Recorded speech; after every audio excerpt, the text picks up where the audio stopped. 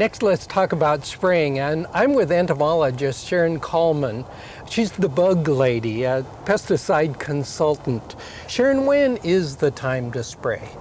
That's a difficult question. Everybody thinks that dormant spray, it's time to put on the dormant spray. It really depends on what the problem is that you've been having. For example, if you're concerned about apple scab, you need to really protect the new leaves as they come out, not dormant spray. But if you're concerned about aphid eggs, mites, codling moth, then you can spray during the dormant season while the trees are dormant to How do we know if we those. have those problems? It's really good to inspect your tree, and we've got some examples here of things. For instance, aphids lay there. Some aphids fly in the spring, Sure. and so dormant spraying won't control them. But this is an aphid that has laid its eggs on the topmost twig of the branch. Oh, wow. I sampled 3 branches, and only the tallest branch had all of the eggs. Oh, my and so gosh. if you're doing your winter pruning, you could actually just prune those eggs out. Okay. Now, some trees have normal little spots, which are lenticels or breathing pores in the bark. So you want to make a distinction. Sure. Breathing pores wouldn't pick off, eggs would. Okay. The other thing that you'd be controlling for now would be scale, and those are pretty much distributed through the tree.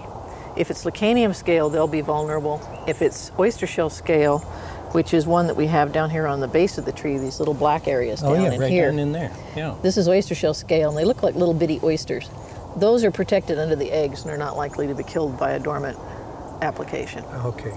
The other one is codling moth, and if you've had a codling moth problem, you know it because you had wormy apples. The codling moth winters over in these little areas underneath the bark flaps. Ah. So when you're spraying, you have to get very thorough coverage in these rough areas where they might be hiding. Now, what would you use as a dormant spray? There are a number of different materials that are registered. There's oils, there's lime sulfur, there's Bordeaux, and again, it depends on what you're after.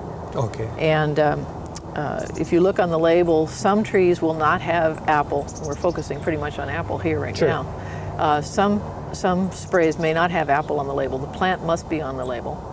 And you need to look to see if the pest that you're after, for instance, you may have 2 products that are both oils. One will have calcium polysulfide, which has a sulfur in it that may get some of the fungus diseases if they're present. But the other may just be for insects, and you have to read those labels. Okay, that's very important. In other words, follow the directions on the label and spray at the right time of the year. Thanks very much, Sharon.